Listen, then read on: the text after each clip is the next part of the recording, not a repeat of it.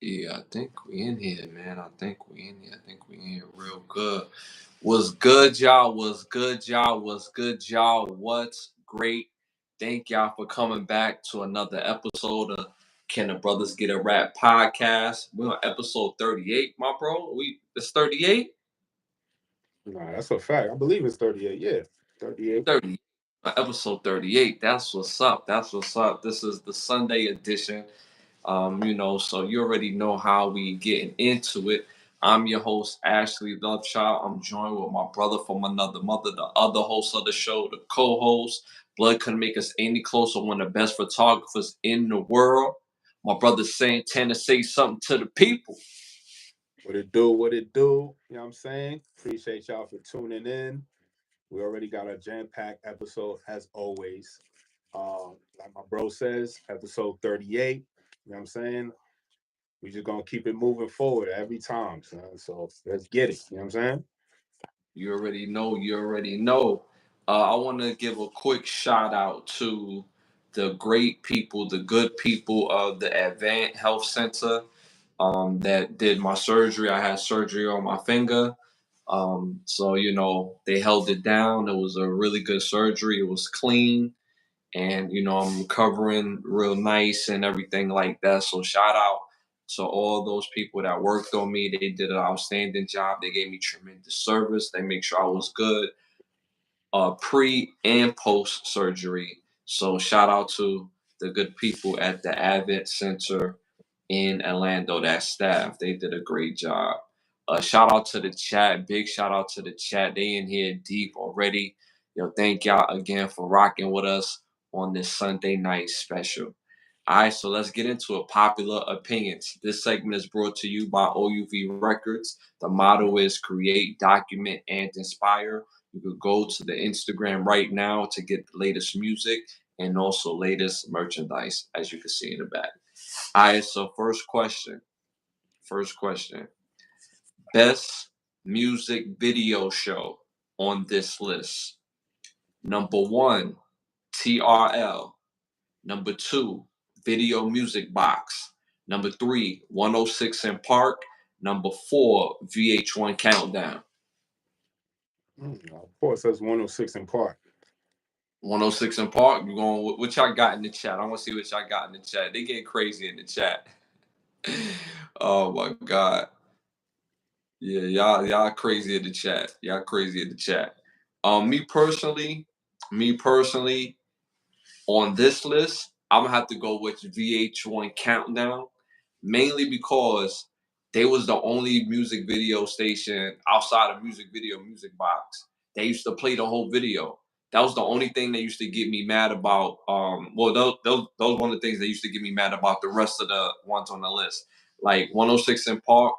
They wouldn't show the rest of the video. They would show like a good 2 minutes, and then towards the end they move on to something else. Same thing with TRL and Video Music Box. They could they introduce your video proper, but the video is already playing, and then towards the end they just go on to the next genre. So I'm gonna say, me personally, I'm gonna go with VH1 Countdown. Uh, VH1 going the way of MTV. Yeah. I mean, when MTV bought all these companies out, let's keep it real. MTV bought all these companies out at one point, and then they all got watered down. But when it was at its height, I don't think there's nothing more impactful than 106 in Park. 106 in Park is a video music place, but just watching music videos, I'm gonna still go with the Countdown. The rest of the world, they went with 106 in Park at 39%. At 39%, they went with that. So, yeah. Yo, shout out to the chat. Shout out to Roman Jack, Roman 12 in the building, Jay in the building. Yo, shout out to y'all in the building, yo, for real. Keep hitting that like. Make sure y'all hit that like button, that subscribe button and shit. Share with a homie right now. Tell them to tune in right now for Sunday edition. So, I bet. And a quick shout out, bro. I noticed you got that peer view hat on, bro. I know you got that peer view hat on, bro.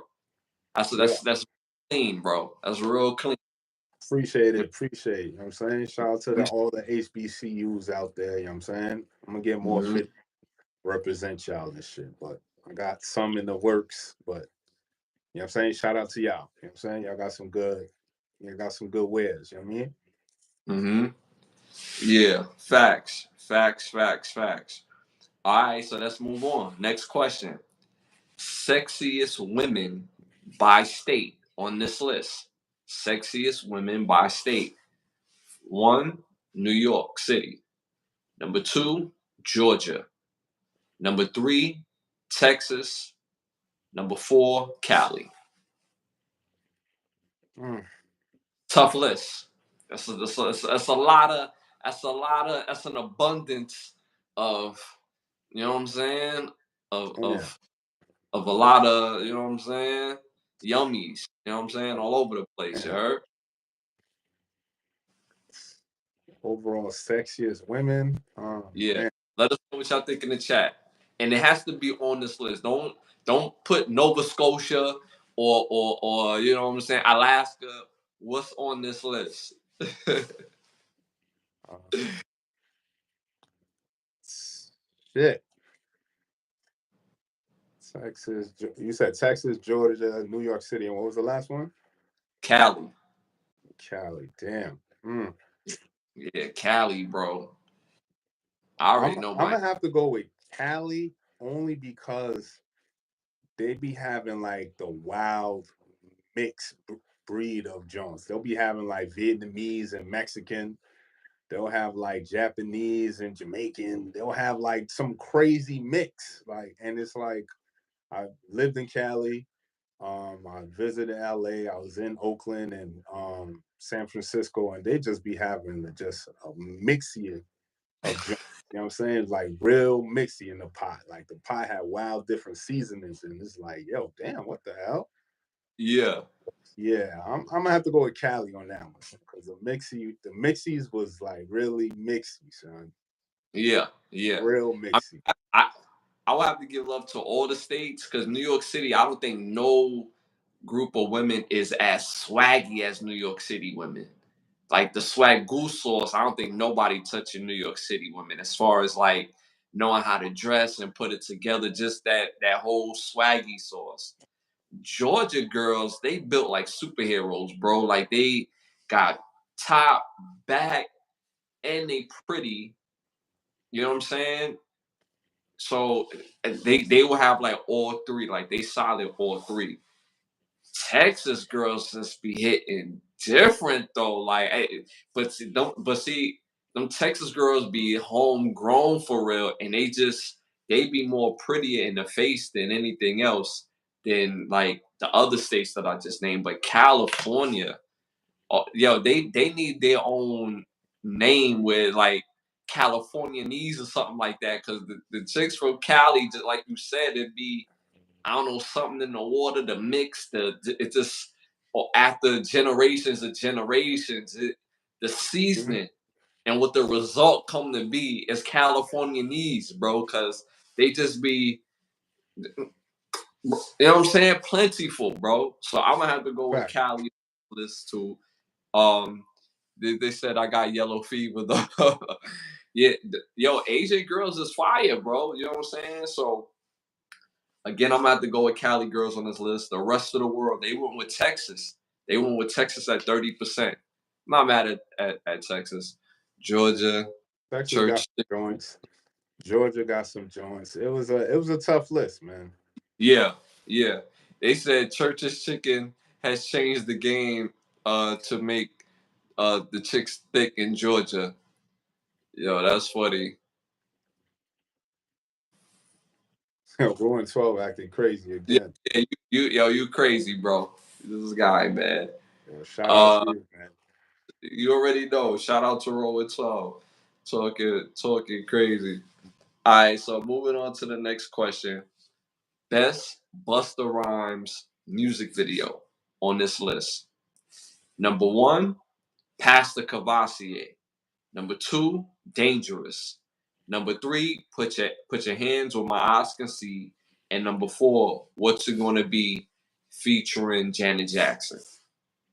What's it gonna be? What's it gonna be? Yo, what's it gonna be is fire though.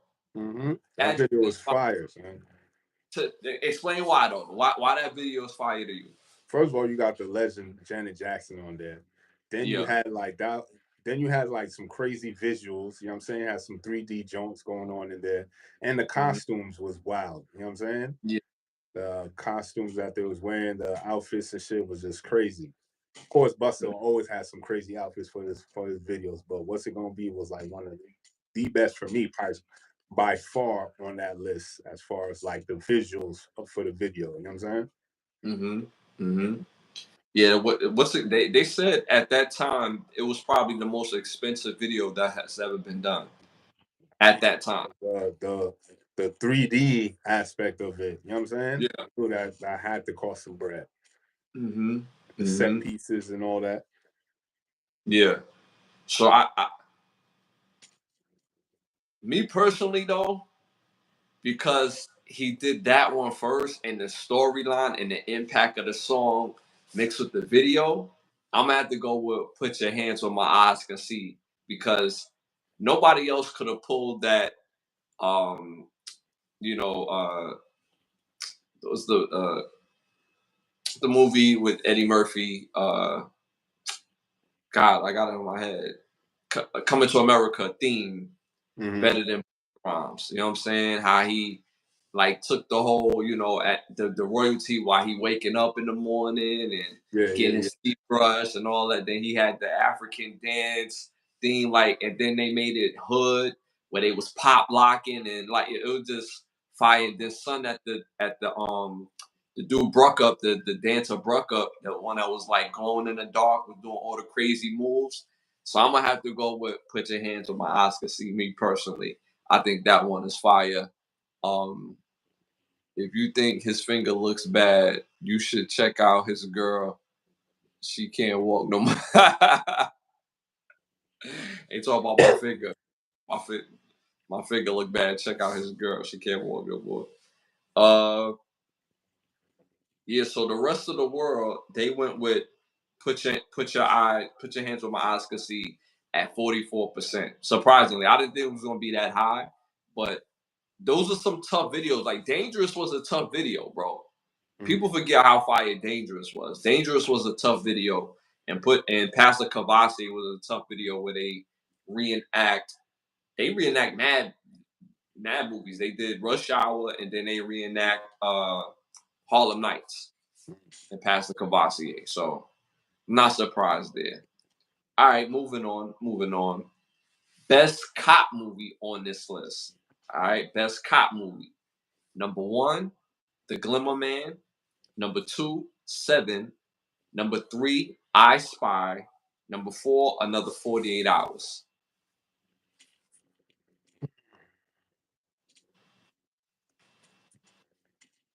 Kindergarten Cop. Yo, I'm gonna have to go with Seven. Seven was fire. Seven Was was fire. was Let us know what mad y'all think of gritty. that. It was just showcasing how demoralized the people in that city were. It was constantly raining. It was just dreary, dark, cringy, dirty, and on top of that, it was chasing a crazy ass sociopath. On top of that, Yeah, top of yeah, the aesthetic of how the city looked and all that stuff, and you just saw the wear and tear in Morgan Freeman's face of being a cop in that city for that long. Scott said, yeah. New York City. You're rolling, man. We're gonna fight, man. We're gonna fight. We're gonna fight, man. They came Uh back for the base. they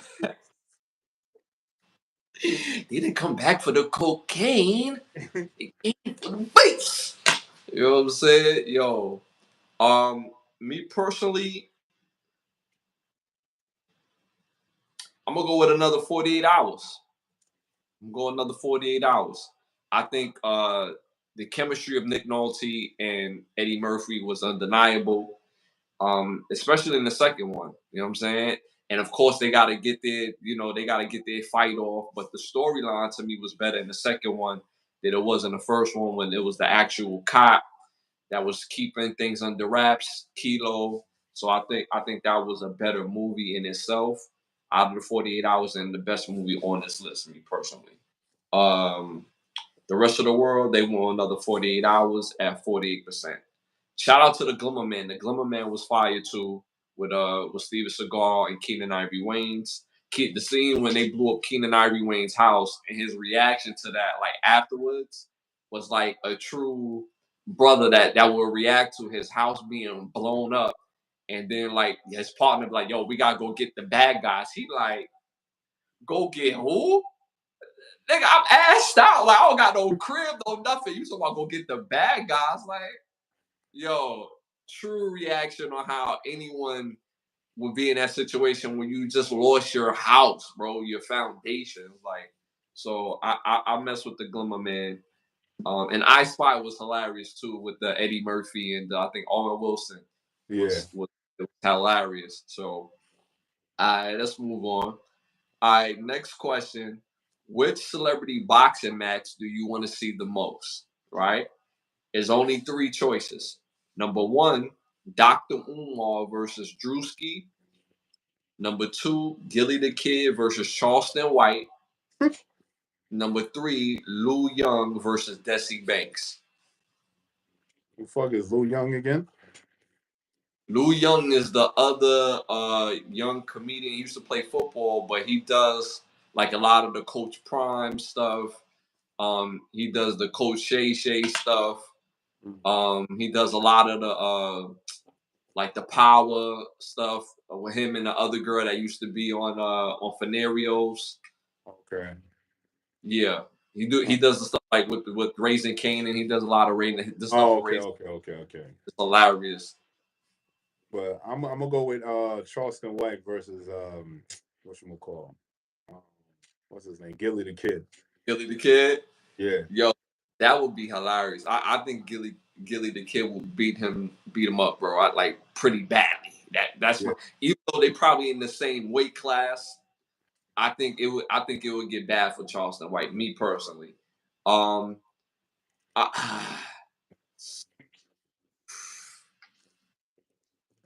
in agreement with you, bro. I want to see that Gilly the Kid versus Charleston White. I want to see that. I want to see that though. I even though I feel like I know the outcome, I want to see that joint. I'll put money up. I just want to see how it's gonna go down. See, you want to see how it's gonna go? I think I'm gonna go with that one too as well. Let us know what y'all think in the chat. Floyd and Manny. That's not on the list. We're talking about celebrity boxing match. I think Dr. Umar and Drewski would be hilarious. I think that would be utterly drop, like just eyes, pause, like just crying out your eyes, a knee snapper, the whole 9, just funny. I don't think that's a serious threat fight at all. I think that would be hilarious. So I'm gonna go with Gilly the Kid and Charleston White as well. The rest of the world, they went with Dr. Umar and Drewski at 53%. They want to laugh. I said they want to laugh. They want to get their chuckle on. You know what I'm saying? They want to get their chuckle on. Make sure y'all hit that. Cruz versus Samuel Jackson. Yo, that honestly, that wouldn't even be a fair fight at this point in the game. You know what I'm saying? You gotta give Terry Crews somebody younger to fight. No disrespect to Mr. Samuel L. Jackson, and he probably could take care of himself. But you know what I'm saying? You want to give Terry Crews somebody a little bit more credible in a fighting realm. You know what I'm saying? But yeah, Jamie Foxx versus Terry Crews. Like, come on now. Now it would make more sense if you had Terry Crews versus LL Cool J or Michael J. White or Michael Jai White. But you know that would make more sense as a celebrity boxing fight or whatever. But yeah, not no Jamie Foxx. You know what I'm saying? No disrespect. You know what I'm saying? They both funny as hell. Facts. They are. But yeah, so all right, moving on. Best TV brother on this list. 1, Eddie Winslow. 2, Theo Huxtable. 3, Carlton Banks. 4, Marcus Peterson. I'm going with Carlton Banks. You going with Carlton? Hmm? I'm gonna have to go with Eddie. Why you going with Carlton? Because I'm going with Eddie. Because he just showed different aspects of, you know what I'm saying? The one episode where they had left him in the hood, and then Will Smith come back and he running the whole squad, or You the run the set. episode he running the whole set, or the episode where Will got shot, and then Carlton was about action. He went and got the Thule and was just ready. You know what I'm saying? Like Oh, he ain't ask yeah. no questions. You know Yeah. what I'm saying? And then there was times where he ain't know the game yet. He had to get put on when they got pulled over and got arrested when they were driving the Benz. And he, you know what I'm saying, he had his view of the world, but then he got a little bit awakened, so he started opening his eyes more. Or when they was both in college, and then they was joining that fraternity, and them niggas tried to play him because he dressed a certain way, he acted a certain way. He was like, oh, and then he had to check Buddy. Is like, yo, why you checking me? Because I walk a certain way, I talk a certain way. It's like, you the one that's really fronting. And I was Yeah. like, Yeah. yeah, Carlton, nah, I fucks with Carlton for that. You know what I'm saying? I bet. Me personally, I'm gonna go with Eddie Pause because he just showed different lanes of being a big brother. Like, he was even though he used to joke on Laura all the time. It was an episode when Lawrence Tate, when he was like when he was on Family Matters. People forget he was on Family Matters, and he was going around talking about like no, it was Ted. It was the dude Ted, character Ted. He was going around telling people that he had slept with Laura, and Eddie pulled up and was like, "So you telling your boys that you smashed my sister? Like, what's up with that? Like, oh, nah, that ain't happened. Like, you know what I'm saying?" He backed him down. He was like, "So to the big brother code, that gives me the right to power drive your face, right?" He was like, "Yeah, I know that code, but it is unofficial, G. Like, yo, chill, you know what I mean? Like, so, and then when Eddie stood tall again, when he had to fight the dragons, you know what I'm saying? The baddest game The play. draft. You know what I'm saying? He got bebop though, but the dragons rolled deep though. You know what I'm saying? They had a good like 20 deep with knives, crowbars, and what they call that, the joints you put on what they call the knuckle joint. They call Yeah, them things. I don't know what them shit's called. They had them But Jones too. you know what I'm saying? And they lumped them up pretty good though. You know what I'm saying? Like, so he always held it down as the big brother to me, in my opinion. You know what I'm saying? So I'm gonna go with Eddie Winslow, me personally, pause. The chat went with Eddie Winslow as well. The rest of the world, they went with Carlton Banks at 45%. So shout out to Carlton. One of my favorite scenes with Carlton, when he was up for the job and he could understand everything about not getting the job. But when niggas gave him the wink and the gun, he thought he was going to get it, and he didn't get it because he got the wink and the gun as the confirmation. He was like, yo, I could understand I wasn't qualified, but how can you give a nigga the wink and the gun and don't give the nigga the job? Yeah, Like, correct. he was messed up about that shit. Like, yo, you gave me the wink and the gun. Like, I can understand if you say, yo, I'm not qualified, I don't have the experience, I don't have the education. But once you give a nigga the wink and the gun, baby, like, it's supposed to be popping. Yeah, it's So, supposed to be a sealed deal. You know what I'm saying? you know, so yo, shout out to Carlton for winning that one though. That was a dope one. All right, moving on to Hollywood Need to Ask Us. Again, this segment has came up because we get a lot of trash movies in the movie theaters. So Hollywood needs to ask us what would be a great idea to be a next movie. What do you got for them today, bro? Hollywood need to ask me about what movie they need to make next. I definitely want to see a movie about the Commission, the Mm, organization that Nicky Barnes started when he was running his drug empire. But specifically, I want to see a story about Guy Fisher. You know what I'm saying? He was also part of the commission.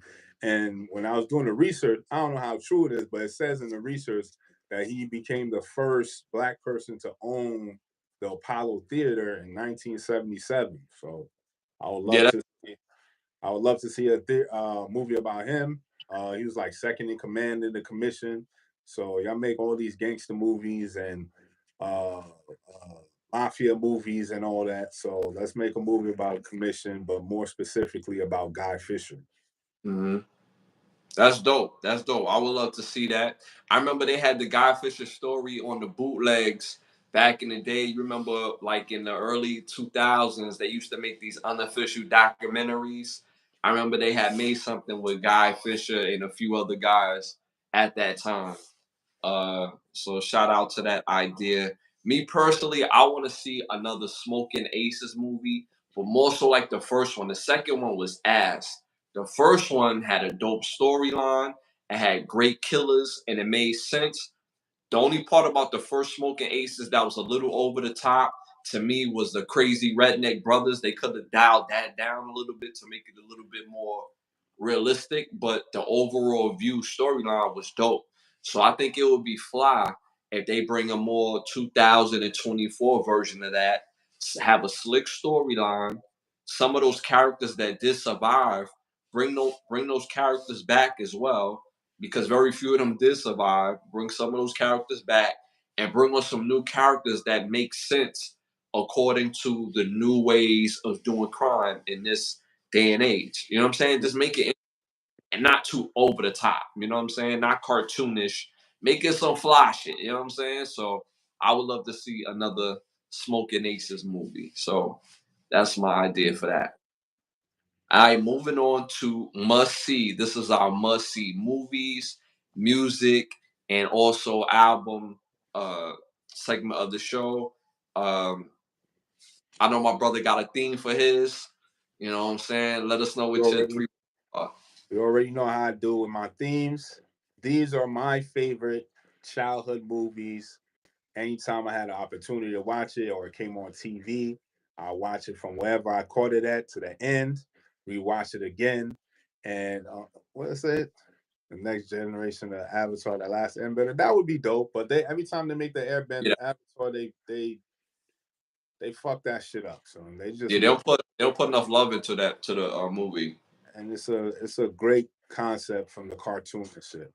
But for my childhood movies, my first one of my favorites is a movie called Willow. Came out in Fire, 1988. fire. Thing.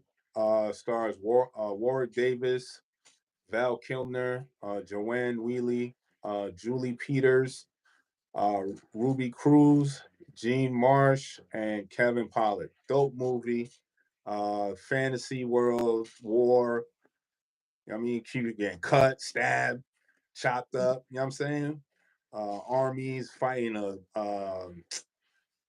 sinister witch, queen. Shit was fire. Dope. Yeah, yeah, Classic 80s type movie. It was yeah. just a dope movie. My second one is I haven't seen this movie in a minute, but it's still one of my favorite classics. It's called Short Circuit. Came out Fire. coming I out was in I, 19 I was about to bring up Circuit tonight. mm. Yeah, yeah. But go ahead, my bad. So it came out in 1986. Stars Fisher Stevens, Ali Sheedy, Stephen Gutenberg, Tim Blaney, John Bedham, Austin Pendleton, and Brian McNamara. Uh, about a military organizations that's making robots. One gets hit with lightning and gets a conscience after that. Crazy. Johnny Five. So Johnny Five, you heard? I had to watch it to see the rest of the movie. It was dope. Dope concept. Craziness about having a robot with consciousness, and they was talking about that since the 80s. So, you know what I'm saying? Go figure. But this one is my ultimate favorite. One of my best movies growing up. It was Three Ninjas Kick Back.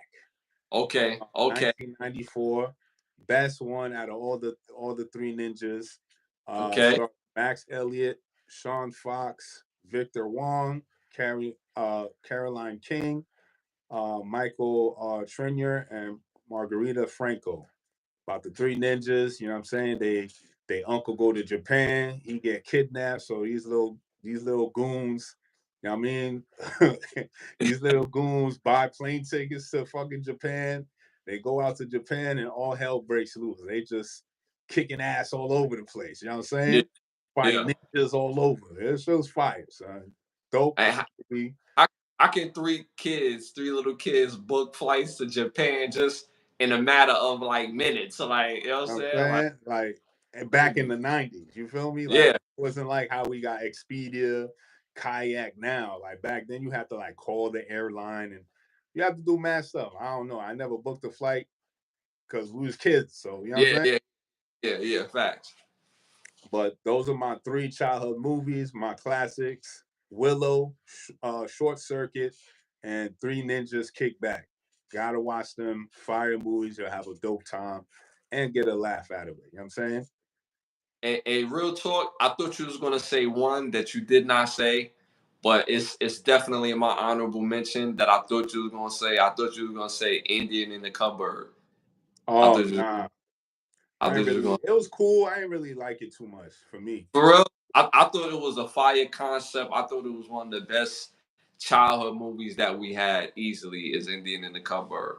All right, so yo, make sure y'all go tap into those movies. My brother lists some three dope movies that is must sees. Myself, you know how I do. I like to freestyle about movies that I feel like y'all didn't see, but y'all might have seen these. Y'all might have seen these, but we'll see. All right, so first movie is still a must see. Came out in 1997, directed by John Singleton. It's called Rosewood. Obviously, I did like I said, it's directed by John Singleton, who's responsible and directed Boys in the Hood and Baby Boy, just to name a few. It stars Don Cheadle, Ving Rhames, Esther Roll, Elise O'Neill, and John Voight. It's about a town in Florida that you have whites and melanated people pretty much coexisting, making money, trying to build up their community. And a white woman said that she was raped by a melanated man, and then the town, it just went crazy from there.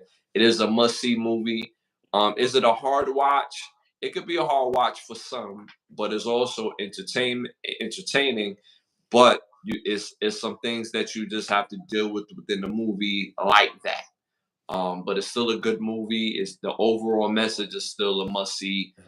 So you have some very outstanding actors and actress in this movie. So it is a must watch. Rosewood.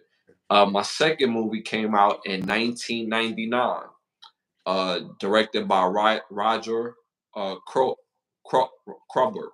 Roger Crubber. Sorry. It's called Cruel Intentions. Mm. Sarah Michelle, Ryan Philippe, Reese Witherspoon, and Selma Blair. Yo, Roman Jack said, "Yo, I could watch 8 millimeter. I could watch anything." Yeah, that's a fact. That is if you get through 8 millimeter, you're gonna think Rosewood is a day in the beach compared to 8 millimeter as far as the gruesomeness of some of that stuff. But yeah, so Cruel Intentions is a must see. It's about a young playboy type of guy, and you have him and his stepsister.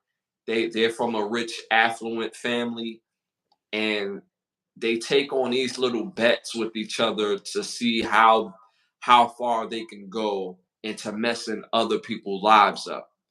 And they get a new mark, and you got to see the rest of the movie. It is a must see movie. Again, the movie's called Cruel Intentions. Came out in 1999. My last movie came out in 1990 called Bird on a Wire. Directed by John Badheim, who also directed Nick of Time and Point of No Return, classic movies. Stars Mel Gibson, Goldie Hawn, David Carradine, Joan Severance, and Bill Duke. A very good movie, must see movie. It's kind of easy to tell it, but it, you just got to watch the movie because if I tell you, y'all probably good just gonna know it right off the bat. So make sure y'all see Bird on a Wire, Cruel Intentions, and Rosewood. Tap into that right now. All right, moving on to three must hear music works of art. I'm gonna give y'all 3 albums tonight. I'm gonna give y'all 3 albums. I didn't have enough time to do the verses or the playlist, but I'm gonna give y'all 3 must-hear albums. Number 1 is an R&B album by the group Blackstreet, which self-titled Blackstreet album that came out in 1994 is a must-hear album.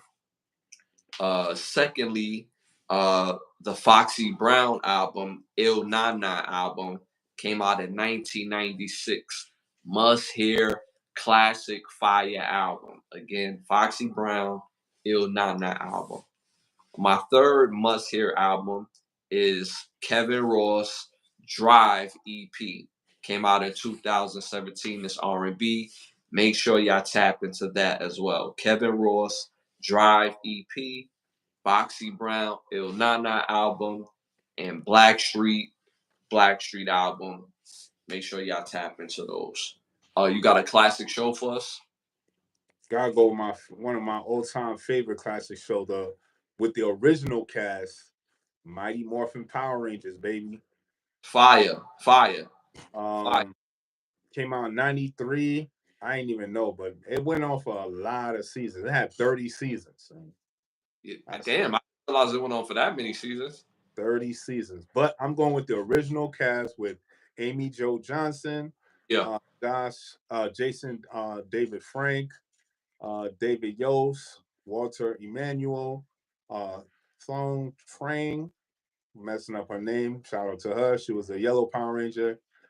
Steve Carradine, Cardenas, Paul Schreiber, and Ed Neal.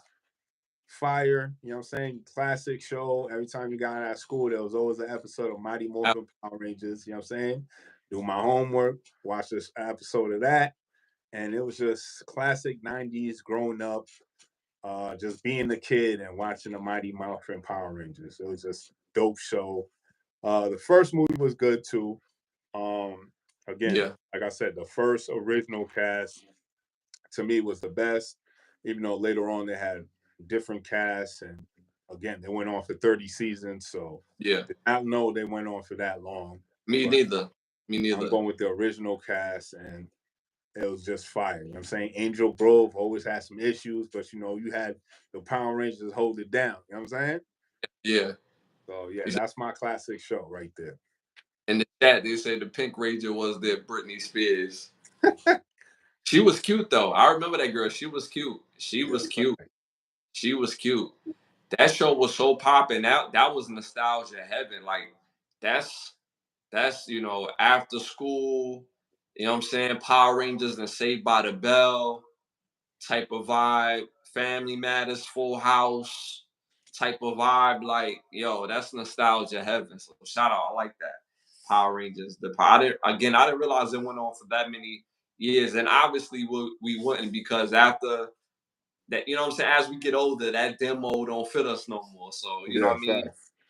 But shout out to the Power Ranger original crew. I remember it was so dope. I remember when they brought on the Green Ranger. That was like the world had like shook when they brought that. It's like, yo, the Green Ranger Tommy. Oh, yo. So I remember those. I remember that time, because the original crew was the red, the yellow, the pink, black, and white, right? And then the blue, it was blue, the original, and then later on they had white and green. White and green, right? But Tommy was he was the sixth green though, right? Yeah. Right. So when he came on, everyone's like, "Yo, you see the Green Ranger?" Da da da. And it was like, "Yo, this was really popping." So, shout out to the Power Rangers. That's nostalgia heaven. A great watch. My classic show for today is the Queen Latifah show, her talk show. People forget, like, her show was like really popping. I didn't realize it was on from 2000. I mean, since 1999 all the way to 2016, like kind of off and on. But the first few years, from like 99 to 2001, it was really impactful. So shout out to Queen Latifah and the Queen Latifah show for doing their work. Shout out to Johnny Cash in the building, all in the chat. You already know what's up. All right, shout out to India. We got India in the building. You know what I'm saying? Facts. What's we call? Shout out to Francis Koff, India in the building. You know what I'm saying? Shout out to you. You already know I the ain't even know that she had a show, and on top of that, it was on for that long. Yeah, yeah, talk show, talk show. It was very impactful. When I look back at the old episodes, I'm like, damn, this is really like tough stuff right here. So shout out to Queen Latifah. You got cologne for us? Definitely got a cologne. You know what I mean? You look good, you move good, you dress good, you gotta smell good. So get you a bottle of Blue Atlas, right? The scent is called Atlantis. Funny enough, this bottle is all black. You know what I'm saying? But it's called Blue Atlas. Don't let the name Uh, fool you. Get you the scent at Atlantis. You know what I'm saying? Ain't gonna steer you wrong. Shorty's gonna be beating down the door, they're trying to get to you. You know what I'm saying? With a couple of sprays around the neck and arms, you're gonna be good. So our fragrance for this evening is Blue Atlas Atlantis. yeah, that remind me of that movie Love Potion. You remember that movie? Love potion. It was an '80s movie where dude he had like this special cologne that he sprayed and the chicks was on him, on his body, crazy. Like it was, yo, it was one of them '80s movies that is a must see, bro. Yeah, Love Potion. That joint was fire. Remember that one. Who was in Yeah, it? Remember? I don't remember off the top, but I remember the movie in itself, meaning like the storyline and what was going on. But I can't picture the the lead actor, right? You know, right now. You know what I'm saying? Can't. What woman want? Uh huh. So I just he just fried his hamster. It's crazy. So all right, so moving on, it's time to wrap. This segment is brought to you by Button Snaps, where you can get classic movies, documentaries, and original content for your viewing pleasure for only $4.99. Buttonsnaps.com. First subject, yo, women's college basketball, bro, is on fire right now. I know as men, we don't want to think that women's sports can ever be a force, but women's sports can be not only be a force, but be the leading sports in the world because you just have more women than men, right? But most women don't invest into women's sports. They care less. They rather go to a man's game, right? But as of right now, as far as college basketball is being concerned, there's more stars in college, women's college basketball than it is in men's college basketball. I mean, what do you think about that? I mean, the only reason it's hype because men watch sports. Men watch women's college basketball. You know what I'm saying? Like it's already evident because if women watch women's college sports, then women's professional league would do better as far as ratings is concerned. You know what I'm saying? But Mm-hmm. it just doesn't. You know what I'm saying? So Mm-hmm.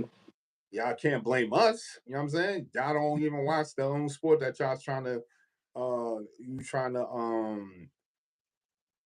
trying to force upon us. You know what I'm saying? We already watch sports already, so there's no problem to watch a college female game real quick, especially when they, you know what I'm saying, the competition, the skills, the athleticism, you know what I'm saying, is not as men, but it's just as good. You know what I'm saying? Y'all could never be like the men because men run faster, jump higher. It's just, you know what I mean? Mm-hmm. Just genetics, but y'all just as good. And the competition in women's college sports is pretty decent. You know what I'm saying? They're not slouches. They go out there and really cook. So it's Mm-hmm. good to watch it. You know what I'm saying? It's just I don't watch women's sports. So I mean, I'm not trying to slight women's college basketball in any type of way, but I think the reason why women's college basketball is way more popular now than men's basketball is because of the level of competition. Meaning, like the girls' basketball right now, to go to the WNBA, their qualifications is completely different, right? So you have to play like 3 or 4 years to even go to the WNBA. Like you can't do one and done as a college athlete as a female. You have to play, I believe, 3 or 4 seasons at bare minimum. So when you do that, the talent that's funneling through is staying, and they're able to build the brand and build their talent. Opposed to the NBA, there's many different avenues to go into the NBA. You don't even need to play college basketball anymore. You could go overseas and play a year over there. You could play in the Ignite League. You could play in the NBA G League. You could come, not straight from high school, but you could go from high school and go into a play farm system and then wait that year and then go to the NBA. So all the talent is not funneled through college basketball anymore. I think probably the biggest star in college basketball and men's basketball, he's not even a full-time starter, and that's Bronny James. He's not the best player in college basketball on the men's side, but he is the most recognizable. So with that being said, again, because that talent is funneled all over the place when it comes to the men's, in women's college basketball, they're not taking a lot of girls from overseas, straight from overseas. It's like if they want to play WNBA, you gotta go from overseas, go to one of these schools, and then get drafted. And the NBA is all over the place. So it's good that their game is growing. I want to see the women's game grow. But at the same time, I think that's the reason why the women's game is more I won't say noticeable, but they getting more shine than the men's basketball right now because a lot of the kids, they one and done, they showing their skills and they going to the NBA. So that's why I think that is. And Big Bird, Bronny gotta wait another year. He ain't ready. He does have to wait another year, but I think him waiting another year has more to do with his health, not necessarily his skill. He could benefit another year from his skill, but he's not waiting another year because people don't think he's averaging enough points or that he's not ready skill wise. He's waiting another year because of the heart scare that he had at the beginning of the season. If he didn't have that heart scare at the beginning of the season, best believe he would have gotten that draft. They would have made a way for him to make his way to the NBA. Trust and believe. They need to lower the rim so girls can dunk. That would be very interesting. It's very funny. Girls don't want the rim to be lowered, but the viewing public want the rim to be lowered because we want to see girls dunk. That's a part of the men's game that's unmatched for the women. It's not even comparable. So as a viewer, we want to see the girls, and that'll be a good question. Would the WNBA lower the rims if their bottom line be affected in a positive way? Because the girls that's playing, they don't want to lower the rims. They like, nah, keep it the way it is. But if the viewing public is saying, yo, we want y'all to lower the rims because there's a better chance of y'all dunking. And if y'all do that, the bottom line is that it's going to be more sold out games, which will result into bump salaries, da da da da. Again, people check their ego at the door when that money is talking. So, what do you think about that?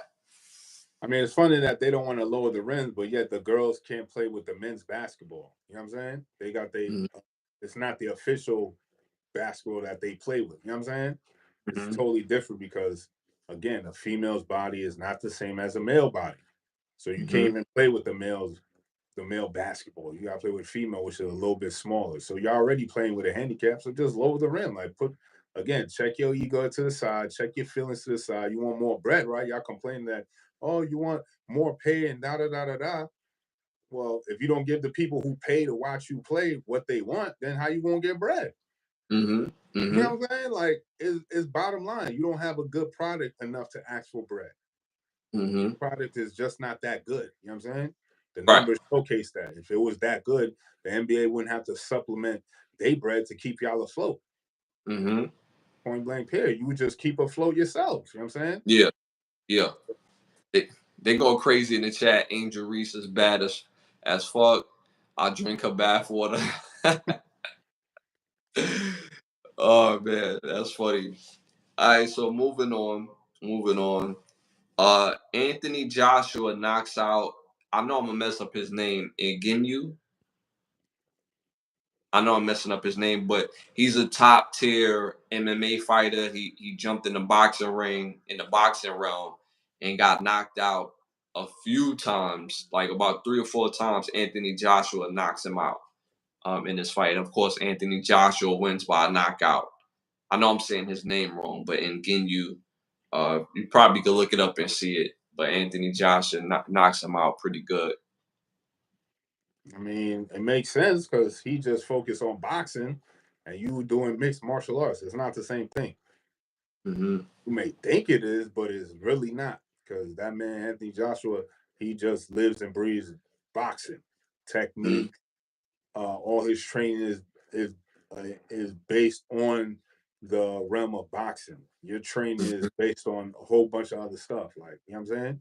You don't use your feet in boxing. So, like, I don't know what made him think he could jump in a boxing ring and fight a professional boxer, because it doesn't correlate. You know what I'm saying? Right. Well, you don't use your feet to strike in boxing, but in boxing you do use your feet to punch, as far as strength and speed, and you know what I'm saying. But Right. The training is yeah, totally different. That's my point. yeah, You know what I'm saying? Like, yeah, so it doesn't correlate. You feel me? yeah. So it makes sense that you would get knocked out. Like, just stay in I mean, MMA, my dude. You know what I'm saying? yeah, he got knocked out 4 times. You think, at first you don't succeed, try and try again, or just go back to the MMA realm. Stay in the MMA. You would probably have better success there. Boxing and MMA is totally different. So, yes, you box a little bit in MMA, but that's not the main focus. Y'all doing takedowns, y'all doing grappling, y'all kicking. It's totally different. You know what I'm saying? Boxing, you using your core, you using your feet to move, and different footwork techniques to get you in and out of jams and all that stuff. So it's totally different. And the workout and the regimen required for boxing is like, it's a whole nother game. You know what I'm saying? Yeah, yeah. Yeah, that's a fact. That's a fact. I'm noticing a lot of fighters, whether it's MMA and boxing, they jump into each other's thing just depending on the money. They checking their ego at the door. Like I've seen Clarissa Shields, who is the in facto undeniable women's champ and been the women's champ for a while. She jumped into the octagon recently and won against her opponent in very convincing fashion. So like this has become a trend where boxers jumping into MMA and MMA jumping into boxing, depending on what the bag is looking like. Mm. I mean, I wouldn't advise it, but you know what I'm saying? Mm-hmm. But Mm-hmm. if the bag is right, so they're gonna jump in the ring. What do you think about the Tyson and Logan Paul fight? Hmm. See, Tyson is like ever since Tyson has. You go first, bro. You go first on that one. You go first. I mean, I don't know. Like, that's not saying, not taking away from Tyson or whatever. Like, he still retains a lot of his power. He still trains. I think it's just about a bag, really. Like, I'm not really taking that fight seriously. Like, um, he's still the champ, and win or lose, is still gonna be the champ, and he's still Mike Tyson. So, Mm-hmm. Mm-hmm. as far as it being a credible fight, nah. You know what I'm saying? Because Logan Paul, you could just fight somebody that's young, up and coming. You know what I'm saying? Mm-hmm. But Hungry. hungry. Then we'll see how real and how good you are in boxing. You know what I'm saying? But these people been training for all their lives. You know what I'm saying? So again, why I say that is I just feel like it's a publicity stunt. It's about the bag, some money involved, and people cutting a big check for it. You know what I'm saying? I think the fight is going to be interesting mainly because, like, when he fought Roy Jones, they had an agreement where Roy Jones will only fight Mike Tyson if he wouldn't punch, if he wouldn't throw face punches, which is whack. But you know what I'm saying. But being that there's no stipulation for this fight, it's going to still be an interesting fight. I don't think Mike is fighting with the intent to really like destroy this kid. I think he's fighting with the intent to show people that he's still active, he's still in shape. He's going to go out there and throw some amazing punches that I don't think this kid is going to be able to handle if this kid says we're going to go power for power. But if he stick and move, he could probably come out away from this fight because the kid can fight. He's not complete. He's not a complete asshat. He's not terrible. But again, if he fought somebody young and hungry that really box, I don't think he wins that at all. But he is fighting a seasonal Mike Tyson, so it really depends when Mike Tyson shows up. If this is a motivated Mike Tyson, then obviously he loses because that muscle memory, that being able to snap and move like how Mike does.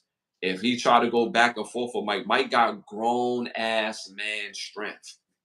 So I it's going to be interesting to say the least. It's going to be interesting to say the least. I think so. I think so. Y'all remember Celebrity Deathmatch? Yeah, that used to be so funny. Celebrity Deathmatch. It's like a celebrity death match right now. You know what I'm saying? Yeah, yeah, yeah. All right, so let's move on.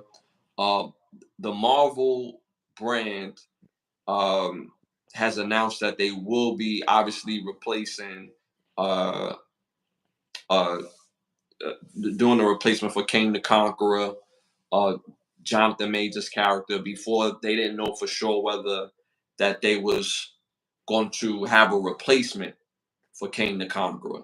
So they're gonna make the announcement soon who's gonna play King the Conqueror. But obviously there will be a new King the Conqueror. And moving on from Jonathan Majors, what do you think about that? If it ain't Jonathan Majors, I'm not even interested no more. You know what I'm saying? Like, I'm good. Nobody that replaced can act the way he acted to really bring out and shell out Kang the Conqueror the way he did.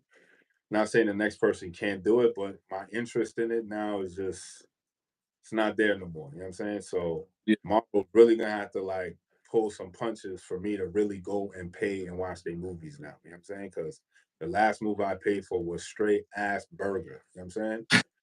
Straight waste of my bread. So now I'm very conscious and penny pinching with my money. If you're not bringing out a good quality product, I'm not paying for it. So y'all better really think about who y'all gonna bring out for Kang the Conqueror, and it better be something like, oh, I could see it.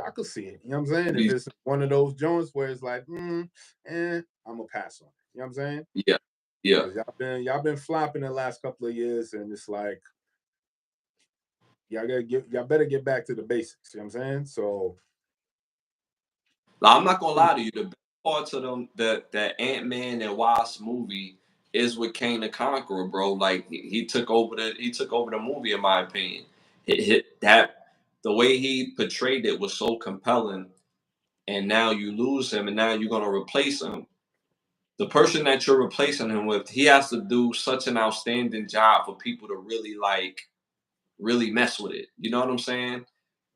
Because people are gonna compare it, and if he's not comparable,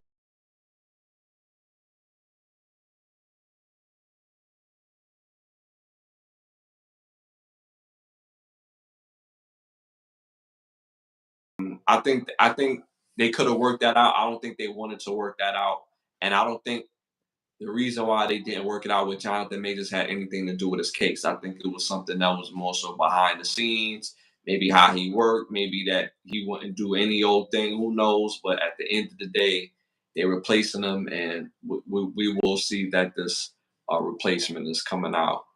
Who would y'all have play Static Shock? Who would you have play Static Shock, bro? I mean, since now he going to DC, Static Shock is a DC character. I mean, Jonathan Majors is such a phenomenal actor. He can basically play any role. You know what I'm saying? Mhm. So maybe he would play an older Static Shock, but remember Static Shock was young. So we Mhm. need a young guy. He could play the older version of Static Shock. A young version of Static Shock, maybe that young kid from the shop, what you call his little brother, the little The dude that Yeah, I can see that. the I can see dude that. that was playing gaming and then got his own apartment and got emancipated from his mom and Yeah. all that. I could see him playing a young Static Shock. He got very good range. Mm-hmm. You know what I'm saying? Like I could definitely see him play like a Static Shock actor. I don't know the actor's name, but Mm-hmm. yeah, that would be a good project for him to jump into. You know what I'm saying? Showcase his level of ability because he definitely got it. The way he acted in all the seasons of the shot, he definitely Mm-hmm. got the skills. So I would love to see him venture off and do something else, maybe a DC character type joint. That would be lit for him. You know what I'm saying? Mm-hmm. Johnny Cash. Yeah, I don't remember that Johnny Cash. He's stupid. You see what he said in the chat. I don't remember that. I can't remember that one. I don't remember that. That's funny. Terry Crews is the grown big shot. Nah, Terry Crews don't got the acting ability. I'm sorry. He's more of a funny comedic relief, Uh-huh. but not to carry a movie. Like I'm not paying to go see a Terry Crews movie. You know what I'm saying? I'm sorry. Yeah. Shout out to Jahi in the building. You already know what time it is. You already know. All right. So, moving on. Vivica A. Fox is coming out with a book that's going to highlight the relationship of her and 50 Cent.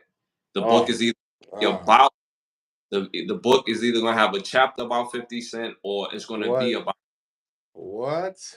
yeah. Oh Lord, it's been 22. Like damn, it's about to be 20 years.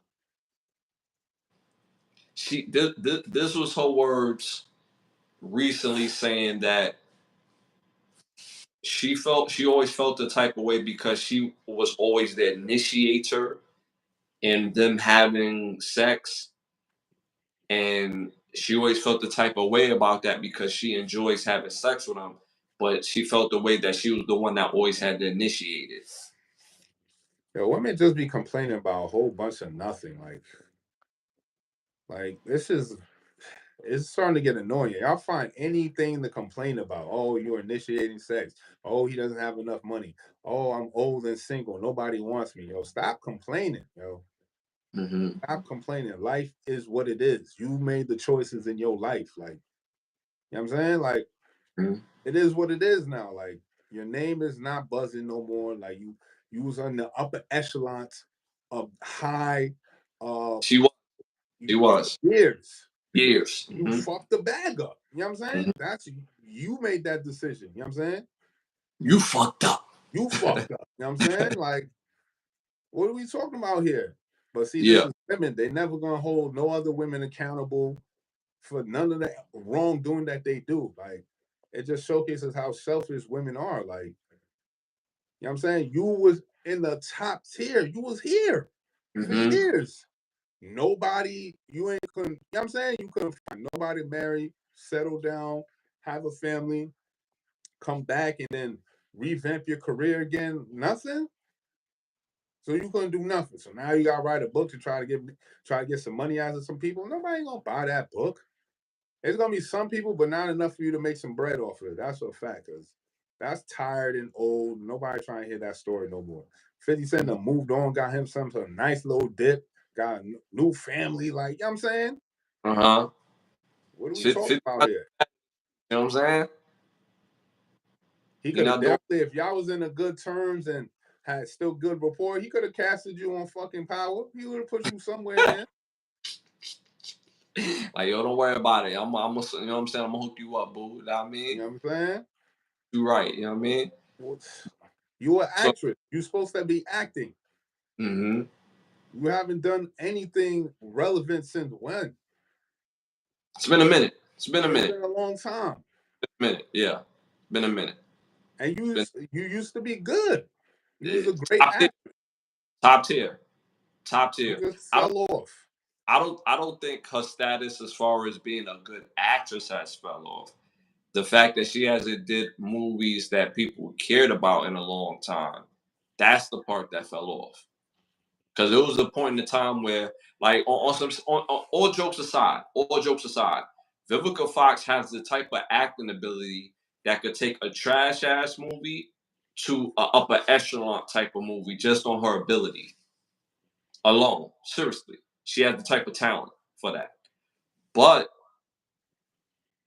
when you hear stuff like this, it kind of like turns you off. You know what I'm saying? So Yeah, producers, writers, directors that got a whole bunch of projects in the works are not looking to you to be part of they project. You know what I'm saying? So mhm. obviously you fucked your whole shit up where like you can't even get on nothing. You know what I'm saying? You can't Now even get on the Tubi film. she she's been in, like, again, she's been in movies or whatever, but I think people want to hear more a book about her movie career, not necessarily her life with 50 Cent or the time that they had together. You know what I'm saying? I think people will want to hear that. Me personally, I think people want to hear that instead of that. And of course, 50 Cent is upset because she felt like the sex was like whatever because of the fact that she always had to initiate it. If you like having sex with somebody, then you can't call their sex whatever or mid, or you know what I'm saying, not knock your socks off because they didn't feel like starting with you.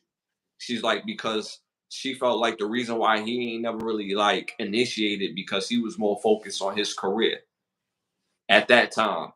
50 Cent at the time when y'all was together, he just came out. So yeah, he's gonna be focused on his career. He ain't gonna be focused on cracking your back every 2 minutes. Like what do you think? Like, Women so are selfish. If it ain't about them, it ain't about nothing. Like, but you're not the one that got the bag now. You know what I'm saying? mm-hmm, If you understood your position and your role, obviously that's is why you alone now. Because that all the other men that you was around and in the upper echelons of society in Hollywood, going to these parties, these men did not choose you for a reason. mm-hmm. You was bad when you was young. You know what I'm saying? In your prime years. None of them saw you as a potential wife, a quote unquote power couple, all that goofy terminology people use nowadays. None of them saw you as that it girl. So is it them or is it you? Yeah, You know what I'm saying? So yeah. much luck to you in your book, but all right. Like Should women join the draft? Yeah, they equal, right? Women are too emotional. Ash look like he sell candy behind all those. All right, that was a good one. That was a good one. That was a good one. I look like I sell candy behind AutoZone. That was a good one. That was a good one. That was cool. That was cool. I like that. I like that. Johnny Cash.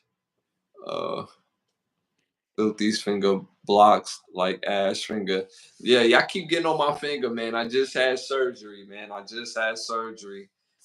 Actually Friday morning. So, you know what I'm saying? I'm here through the grace of God. You know what I'm saying? They had to surgically put my finger back into place. So, you know what I'm saying? They getting on my finger crazy. Y'all see my finger. I know it looks crazy. And that's not cast. That's all finger. That's how swollen my finger is. So, yeah. It's all the ET. Oh, word, I'm ET now? All right, cool. Cool. All right. Say less. I got y'all. Say less. The windbreaker. All right, cool. All right, I got y'all. All right, moving on, moving on.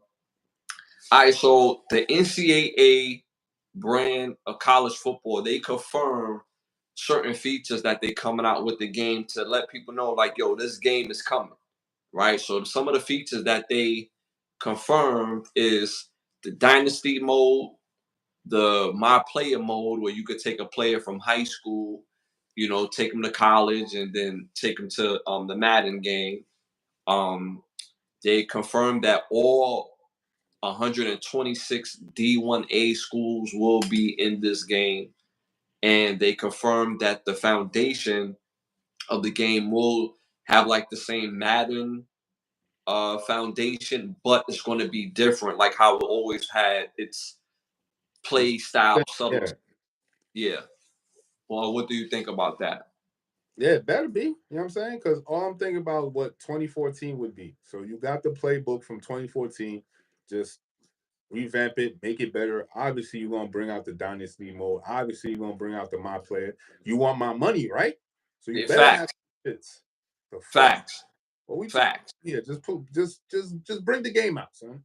Facts. I want to hear about none of this shit y'all talking about that's supposed to already be in the game. Yeah. You know what I'm saying? Yeah. That's what NCAA always had. So what are we talking about? When is the game dropping so I can copy it? That's what I want to know.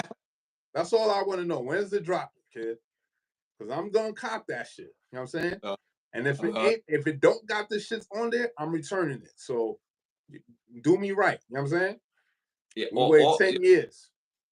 Yo, Let me I get haven't bought a PS4 or PS5 for the simple fact they had no college football. So the fact that they say they bringing it out, and they, like you said, they better have all the features that I have grown to love and enjoy. Another thing that I like to do is create schools. I don't want to go online to do a team builder. Have it in the game, because I remember in the 2006 version of NCAA, they had where you could create the school on the game, create their uniforms, create the location in the game. I want it in the game already. I don't have to go online to take this and put it. Nah, have it in the damn game already. The system is damn near like $700. Have it in the game already, yo. You know what I'm saying? Don't do those microtransactions where I pay for shit. Like, nah, let me buy the game, and that's it. That's the only amount of money I'm paying. I'm not doing microtransactions for the game to be better and all this other shit. Like, yo, I'm telling you, EA, listen to me. Your stocks is gonna go through the roof. Drop the game, you won't be good. Don't do these microtransactions. Niggas is fed up already as is. We need this game to do our little escape from reality because niggas are paying hella bills. I'm not trying to pay bills for a damn game that I already done bought already. You know what I'm saying? Yeah, facts. Just chill. Bring the game out. Let me know when it drops. Motherfucking make a trailer. That's what y'all need to be focused on right now. Making a damn trailer. I don't want to hear about, we're doing a dynasty. You better have a dynasty on there. You better have my player on there. What you mean? Yeah. It better be different from Madden, because that's what it always was. It was never the same as Madden. That's why niggas fuck with NCAA, because it was not Madden. So stick to the blueprint you already had in the first place. They put a different level of love into the NBA. Put that love back in there. Get them old programmers that you dropped from 2014. Have them come back. Apologize to them. You know what I'm saying? What Marlon says, apologize to that man. I ain't want to, but y'all was, you know what I'm saying? Like, woosah, motherfucker. So but just do me right. So stop playing around, son. The other two features that I just remembered was that obviously all the players that play in real life, they're going to be in the game. All players have signed on to this game, right?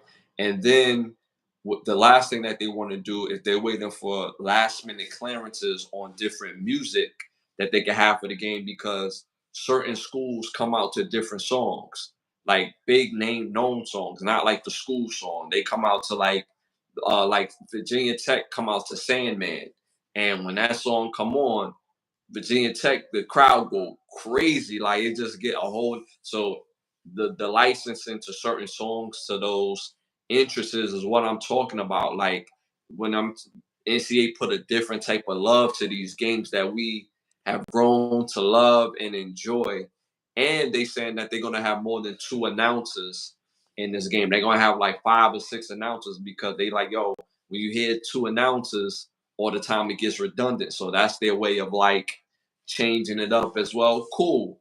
You know what I'm saying? So make sure y'all have this game ready. And I hope, and again, because I'm such a fan, I hope they really dial into like the love of the game, the getting the field specified, having the fan interaction when you make a great play, having the team interact. Cause that 2014 hit different. Like if a team made a big play, then they'll show the animation of the team jumping together or high fiving. Like, you know what I'm saying? You wanna, you know what I'm saying, be a part of that energy. So man, just make it happen. That game is gonna go through the roof, quick, fast, in a hurry. Soon as it dropped, like, you know, everybody and their mother's gonna want that game. So those are the confirmed features of the game so far. So So we moving on to our next segment. This segment is brought to you by Bravo Section. Make sure you go to bigbravosection.com right now. Again, bigbravosection.com right now. You can book a session with one of the best photographers in the world if you're in the Miami area. If you're not in the Miami area, you can still book a session. They'll fly out and get to you and make sure your session is the best. bigbravosection.com. You got a petty thought for us? Chat, we're doing something different as always for petty thoughts. I got petty words for y'all. You know what I'm saying? From the Bible of all Bibles, Black's Law Dictionary. You know what I'm saying? So I got a few different words for y'all this time. You know what I'm saying? So first word is the definition, the legal definition of mayor, right? So it's a governmental figure who is generally the principal administrative officer of a city or other municipal area. The position of mayor is essentially a ceremonial figure, while in others he is a mayor in executive office, an executive official. My bad. In some instances, he is popularly elected, and in others, such as a commission plan, he is selected from within the administrative council to serve as a president, officer, and ceremonial figure. Right. Next word is governor. So the chief executive official of a state in the U.S. and the territories of the U.S. and also the chief magistrate of some colonies. My bad, colonies, provinces, and dependencies of other nations. Governors serve terms ranging from 2 to 4 years, are usually restricted to 2 terms in office, possess veto powers, powers to call special session of legislature, powers to pardon and reprieve, and many other appointive, administrative, and financial powers. Now, for you to be in a governor or mayor, you need to have an oath of office. So the definition of oath of office is various declarations of promises made by persons who are about to enter upon the duties of a public office concerning their performance of that office. An oath of office is required by federal and state constitutions and by various statutes to be made by a mayor and minor officials. Oh, I'm sorry, to be made by major and minor officials. So my petty thought and petty words of this episode is oath of office, mayor, and governor. So I'm continue doing random words. So chat, if y'all got a word for me to look up, legal definition of a word to look up, definitely got my Bible. Y'all need your Bible, Black's Law Dictionary, preferably. Yo, Rowan Jackson, petty law. Petty law. I I like like that. that. I like Yeah. that. Y'all definitely need a copy of the Black's Law Dictionary. Preferably, you get a sixth edition or earlier than that, fourth, fifth, sixth. If by the grace of God you're able to find a first edition, you better hold on to that one because that is the hardest one to find. You know what I'm saying? There are no new words. You know what I'm saying? So all of these are revised words. They start taking words out. I can't even find the word black as it pertains to law in the sixth edition. So that means they took it out already. So I would now have to find the fourth edition. I'm pretty sure it won't be in the fifth one. So I would have to find the fourth edition or earlier version to understand what the word black means as it pertains to law. So yeah, my words for petty thoughts, as Rowan Jack says, my petty law moment, mayor, governor, and oath of office. Again, if y'all got some words, melanated law. Melanated law. Ah, good one that, again. that's You cooking right now. You cooking. You know what I'm saying? You got a lot of spices in the pot. You know that's what that's I'm a that's a dope name for a show. Melanated law. saying? But yeah, so those are my words. Again, chat.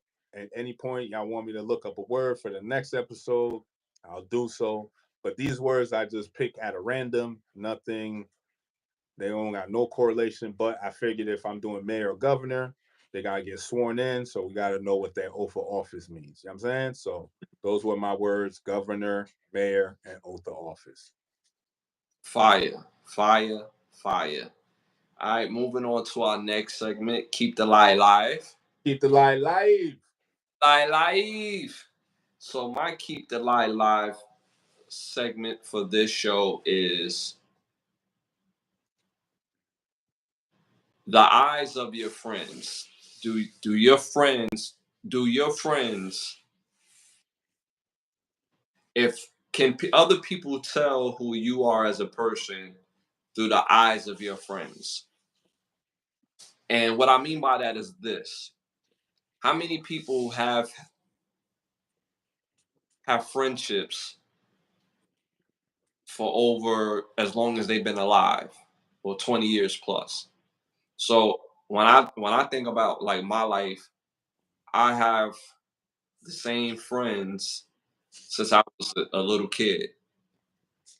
My closest friend, my brother from another mother, obviously is Santana. We've been brothers for the last 20 years. So you wonder what your friends see when they look at you and what other people see about you through your friends.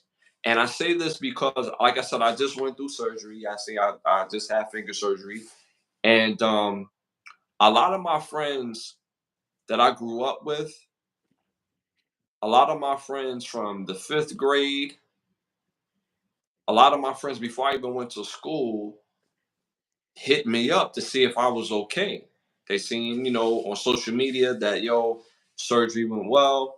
And these people that I've known for a long time all hit me up and was like, yo, you okay? You good? This, that, and the third. And I was like kind of taken back because on a regular basis, when you post stuff like, you post regular life stuff or you post your accomplishments, you don't see the same type of outpour and outcry from these people. You know what I'm saying? So you don't know if people are like all the way dialed in.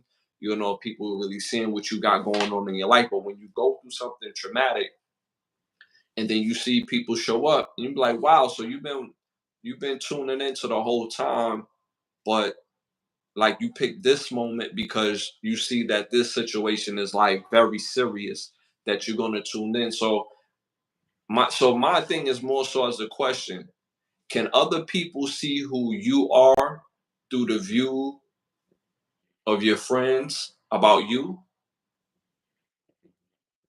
Um, I mean, I really feel it depends on the bond and how tight knit the friendship really is. You know what I'm saying? Because it'll be certain friendships that not necessarily like, well, kind of sort of fell by the wayside, not to anybody's fault of their own, but life and people go about their own way. And then those friendships, they only have a view of you, how you were when y'all were close. You know what I'm saying? Obviously, people grow over the years, change their viewpoints, how they view life change, but the perception of you in their mind don't change. You know what I'm saying? They still have that viewpoint of you like 10 years ago or 5 years ago. You know what I'm saying? And you change every day. So it really depends on how tight knit the friendship and bond has been over the years. You know what I'm saying? There'll be friendships where you haven't spoke to somebody in years, y'all link up again, it's like, damn, only yesterday and shit. Mm-hmm. Then if they're explaining to a person about you, their version of you is gonna be from like years ago. You know what I'm Mm-hmm. saying? So Mm-hmm. it really depends on how close knit the friendship really is for them to have a good explanation about you. Because again, like if there's any lapse in communication, again, like they're not gonna know, like, oh shit, like now you doing this now, you got this going on, this, that, and the third. They may have not known that you had surgery, or they don't know, like, you know what I'm saying? Like, or you may have a kid already. They don't know because Mm-hmm. their version of how they view you or know you was from like years ago and stuff like that. You know what I'm saying? So it Mm-hmm. really depends. Like I have a bunch of friends that I haven't seen in like years. You know what I'm saying? Yeah, but they see me on social media when and if I do post. But if I don't post nothing, you know what I'm saying? You ain't gonna know nothing. So that's the fork in the road with it, because it's like, okay, yeah, we are now in the social media age. Because years ago, like, man, if you don't talk to your friend for like a day or two, shit, that feels like a lifetime. Yeah, facts. We ain't have social media, so if you ain't call your mans in them on the phone, you don't know what happened in 24 hours. Yeah, because if you don't, but because of social media and y'all don't speak on the phone to each other, you still have social media to be like, oh, he's still good, or yeah, he doing that, or whatever. So it'd be like a kind of a scapegoat, especially from our generation where we grew up. It's like, nah, you will call your friends, you know what I'm saying? Like, call them.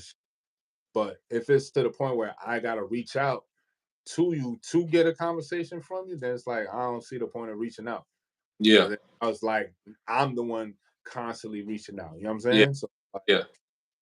Like, it's not one way, not one side. So my thing is like, I just keep watching me on social media, and when I do post something, when I feel the need to post something, then you gonna know what's up with me. If not, you ain't gonna know nothing. See, and see, and part of the way I look at it too, I had one of my boys tell me, this was like months ago. He was like, man, when I think about your music, like, I think of Ray J. And I was like, Ray J? He was, and I'm like, when I started off doing R&B. I haven't done an R&B album since 2014. So when he said Ray J and my R&B work, he's thinking of 2014. From 2016 up until 2024, everything has been rap. I've been murdering verses from then till now. So that let me know that he don't really tap into my music that way. You know what I'm saying? And when he taps into that older version of my music, which is cool, but there's no way that you would say that. You know what I'm saying? Like, I get compared to top dogs lyrically. So to your point, when you say, will somebody have a viewpoint of you of 5 years ago, 10 years ago, not that it's negative, but that's where they finish tapping in that. And that's where, if y'all was to pick up that friendship, that's what the starting point would be. You get what I'm saying? So when I think of now, when I had my surgery, and it's like I said, there's people I haven't spoken to in years, but they all showed up on social media. They all hit me like, yo, you good? If you need anything, mind you, we go back years, like 5th grade, 4th grade, 3rd grade. You know, some people we was born the same year. Like, we've been, like, I've known them forever, and they tapped in. So I thought that was real cool for the fact that them tapping in and be like, damn, but they've been tapped in this whole time. They just didn't say nothing. But at the same time, it would be nice to hear from them and for me to, you know, reach out to them as well on a more regular basis than just in a state of crisis. Yeah. You know what I'm saying? So that's how I look at it too. And it kind of lets you know what type of person that you are if you have friends that see you as a friend for you know what I'm saying, since the day you was born, or for 20, 30 years, 40 years, whatever the case may be, having friends that long and people see you as that kind of lets you know the type of person that you are as well too. So, you know, it's something to be said within that. It says something about your personality, your integrity, and what you stand for, even though the friendship died down.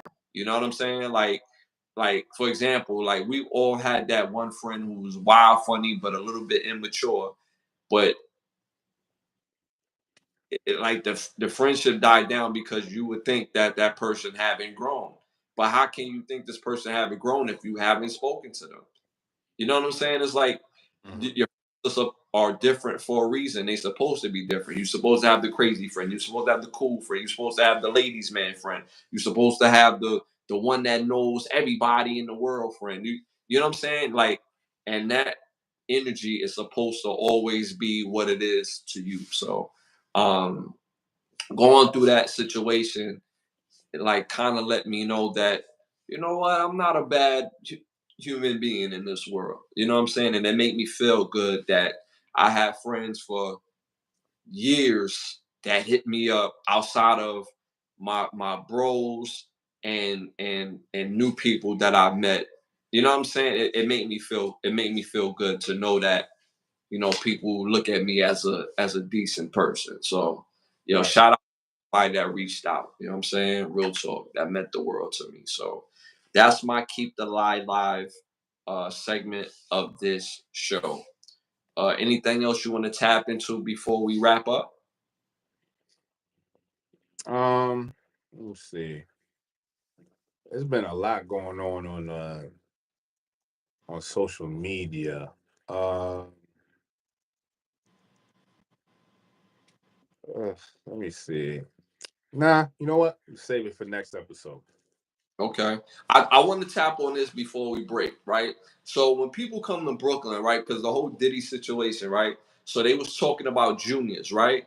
Junior's cheesecake is not the stample approval cheesecake in all of New York. It's not. It's not.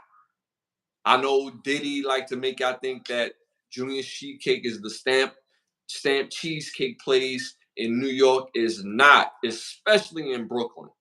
Especially in Brooklyn, it's not.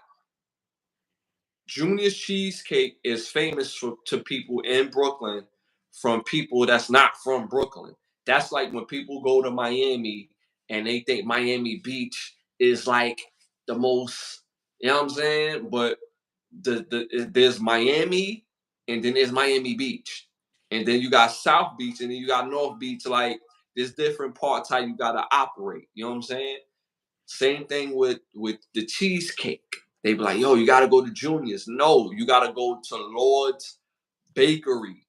Lord's Bakery in Brooklyn has the best cheesecake cakes, everything that you could go to. If you live in Brooklyn, if you know, you know. Lord's Bakery is not Junior's Cheesecake. Now, Junior's Cheesecake is popular because it's a restaurant. You could go to that restaurant and have a sexy time. You could go get dinner. You could go get drinks. You could chill. You could relax. You know what I'm saying? You could eat them. You could eat them. You know them cheesecakes. You know what I'm saying? But Lord's Bakery is a bakery. There's not, you can't go in there and chill and eat. You go there, you pick up your goods, and you take it home. Well, you know what I'm saying? You can't stay at the Enterprise. You know what I'm saying? You gotta take your goodies home. You know what I mean? What Nino Brown said, you could go downstairs to the Final Frontier. Nah, ain't no Final Frontier. The same New Jack City. You know what I'm saying? You gotta take your goodie bags home. You know what I'm saying? So Lord's Bakery has the best baked goods, cheesecake, cakes, all that in all of Brooklyn. So shout out to Lord's Bakery in Brooklyn. You know what I'm saying? Uh, what y'all think about the State of the Union? I didn't catch it. I didn't catch the State of the Union. Uh, Nah, me neither. how would you advise to become a pimp? Get some hoes. Um, yeah, that's funny.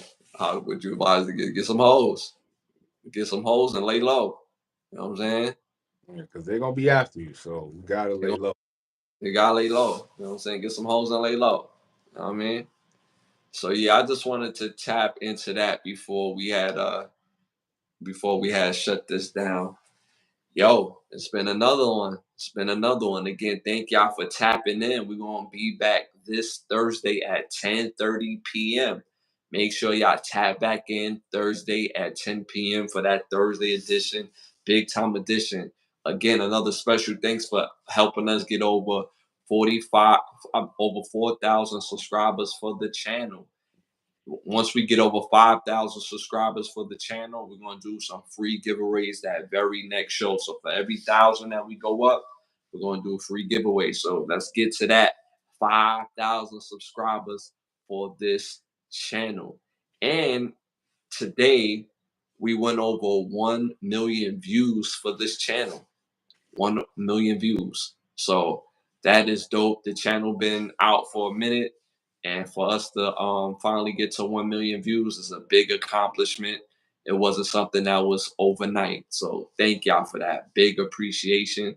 It shows the Shout out channel to y'all, son. Shout out to y'all. You know what I'm saying? facts. And again, continue to tell a friend to tell a friend, like, subscribe, and share. Shout out to shout out to everybody that taps into the show, our day one people, that be in the chat live and uncut. Y'all funny as hell, even with the gay stuff. I'll be rolling, what I'm saying? My brother be rolling. So it's all love. Shout out to the sponsors of our show, Bravo Section, Button Snaps, and OUV Records. If you're interested in becoming one of the sponsors of the show, you can hit me up on Instagram at Ashley Lovechild, or you can hit my brother on Instagram at Bravo Section _ That's Bravo Section _. So make sure y'all tap in if you're looking to become one of the sponsors of the show. And now is the time to do it, because as the channel continue to grow, it's going to get harder and harder to do that. If you have products that you want to promote, music, product placement, hit us up. All right. So we'll be back this Thursday at 10:30. Again, I'm your brother Ashley Lovechild, joined with my other brother from another mother, my brother Santana. And we run it up like that. You heard? One more. Reality. Be out.